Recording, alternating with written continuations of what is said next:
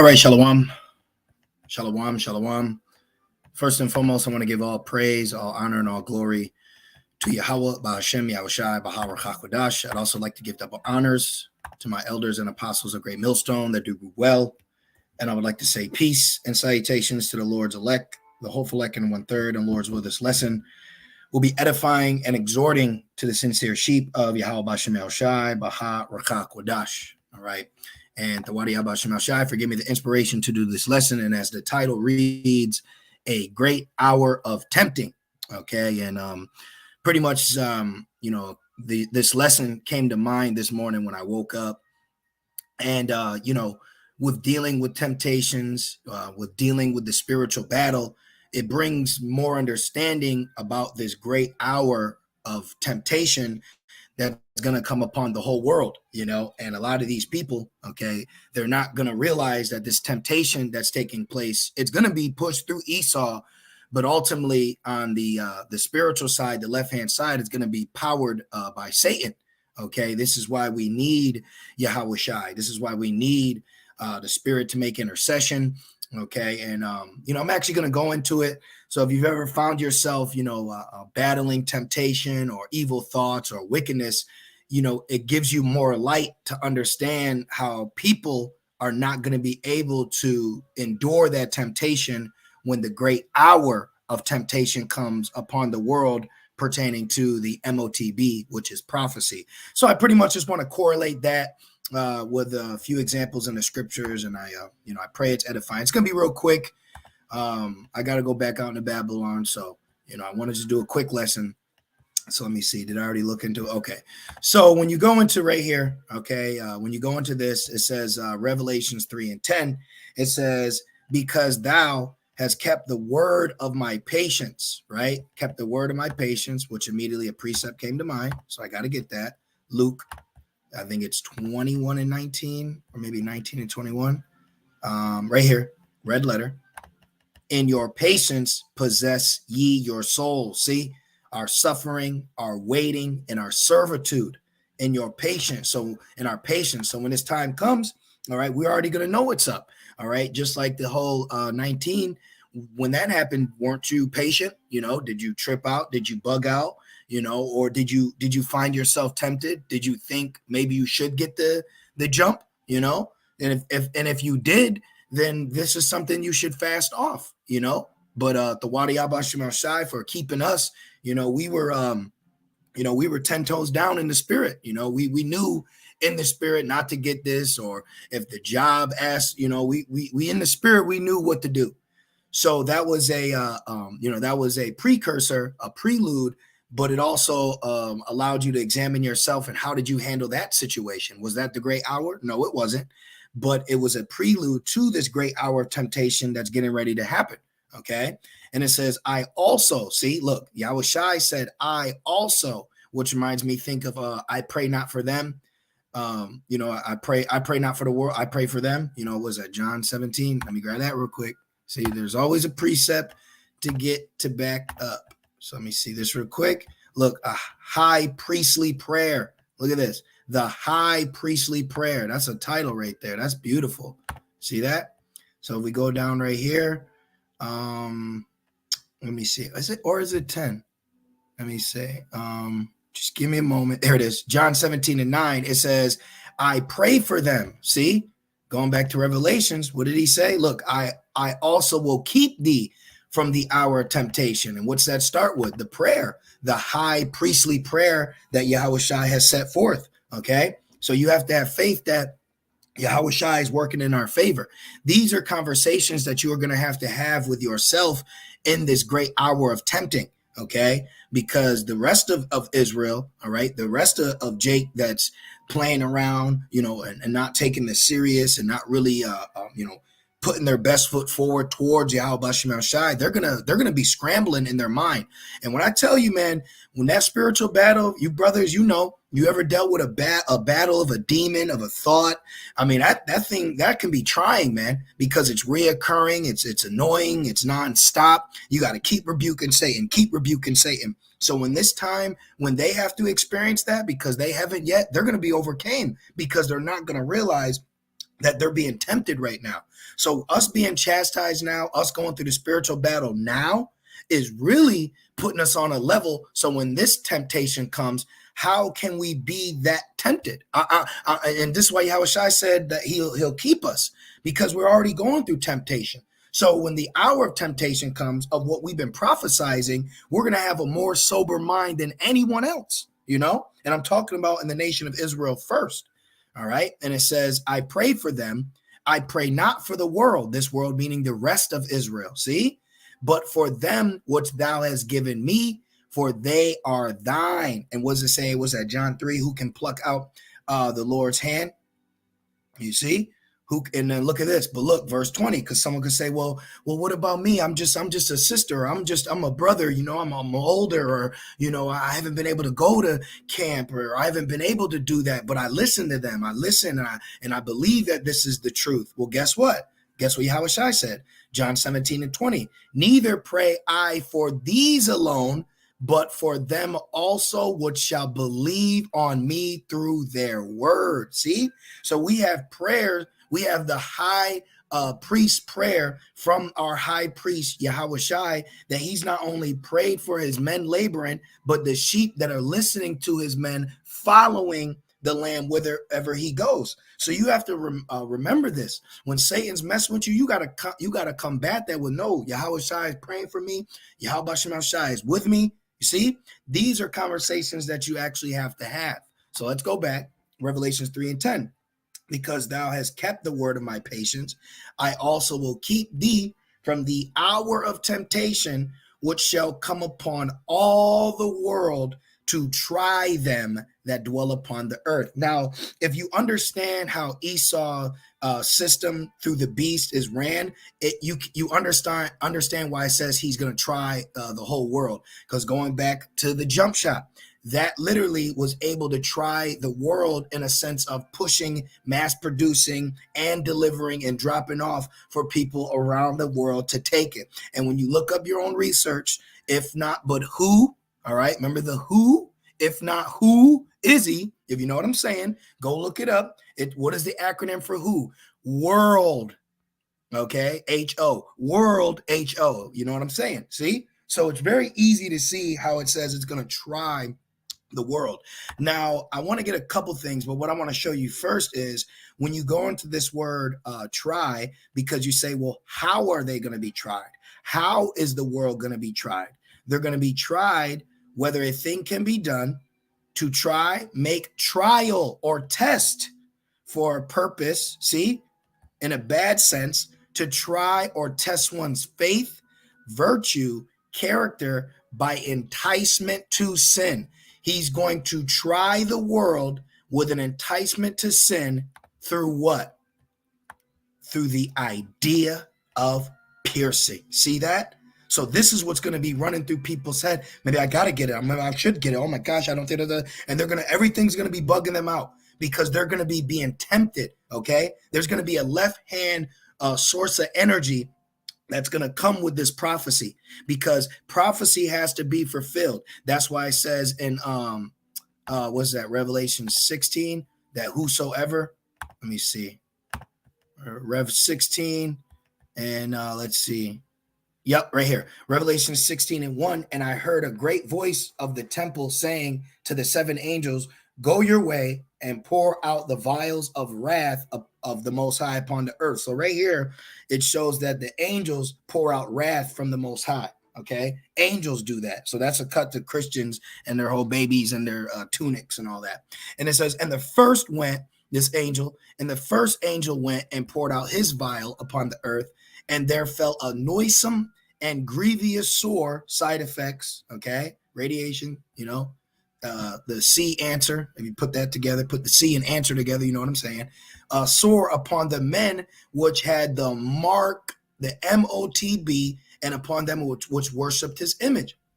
And when you think about it, what's a part of the image? Okay, what was forced upon you for the jump shot? That's a part of the image. So they side effects. Okay, But this is the main point I want out of that. Just if scoff for anybody try to say, well, what about worship the image? Well, the jump shot's a part of the image. So there you go.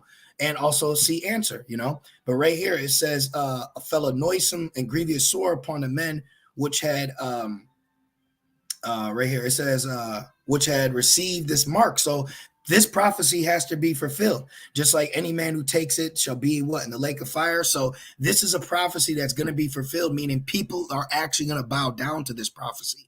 So this can be fulfilled. So this is why in Rev, okay, people are going to fall victim to the idea of piercing. So prophecy can be fulfilled in that great hour of tempting. And you have to understand, all right, and let me take it a step further, okay? Because let me see. Let's go. I was reading a little bit in the commentary. Like I said, this lesson came to me this morning when I woke up. So I was kind of reading into it, and then I fell back asleep. So Thawadi Yabashim Shai for allowing me to retain it. Because sometimes when I get an idea for a lesson, I'll immediately write it down. But in this instant, it was kind of just pressed in my spirit all day. So I was able to run home real quick. But check this out. Even Esau knows that this is going to be a future event, because someone could say, well, this is talking about the churches. Well, watch this. Revelations 3. And just give me a moment. I want to share this with you. And then I got like 2 more precepts, and that'll be the lesson. This lesson is more of like an exhortation. Let's go down here. Right here. All right. So we don't need this part. That's another lesson for a later day. But right in here, let's keep going. Yep. Look, I will keep you from the hour of trial, which shall come upon the whole world. Yahushua also promised them protection from the hour of trial coming on the whole world. Most Bible scholars see this hour of trial as a prophetic reference, meaning what? In the future. See? So this wasn't back then. This hasn't happened yet. A great hour of temptation hasn't happened yet. It says, and also the hour of temptation is a great way to ask someone to explain. If they don't adhere to what the mark of the beast is, then ask them, what is this hour of temptation? And what's that talking about? All right. If you say the MOTB is Christianity, so are we going to be tempted? Is there a time coming where we're going to be forced to be Christians? See? So use Revelations 3:10 as someone that doesn't adhere to the correct prophetic breakdown for Rev 13, 15 on down. It says reference to the messianic woes, the great tribulation, Jacob's trouble, which precedes Yahushua's earthly kingdom. Yahushua promised to keep these Christians from that hour of trial. See? So we're going to be kept, okay? We're going to be kept from this. But they also understand that there is a great hour coming, but they don't even know what it is. See, they're not telling you what is the trial, though. See? I will keep you. They're not telling you the trial. We're telling you what it is, okay? And it's through the idea of piercing, which is the MOTB. Now, people are going to be getting hit with this tempting through what? Left-hand side energy, okay? Meaning they're gonna have spirits in their mind telling them, like right now, you know, when certain thoughts go to your mind. That's why you say, Shatan, I rebuke thee, Satan. You actually have to rebuke Satan, okay? You actually have to combat Satan with the scriptures, just like Yahushua did. Now, what I want to do is I'm going to go down. You can read this yourself, but it's the same account as Matthew 4 when Yahushua went and fasted, and then Shatan, Satan was tempting him, as you can see right here. See, he commanded him to make the stones, made bread. He told him to jump off the cliff. But then if you go down a little further, this is what I want right here. It says, verse 13, it says, and when the devil, Satan, had ended all the temptation, he departed from him for a season. So this is what I wanted to pull out of this, is the fact that when you go through a spiritual battle, it's like a season, okay? Just like going and look to the hour. All right. When you go into this word hour, it doesn't literally mean 60 minutes. Okay.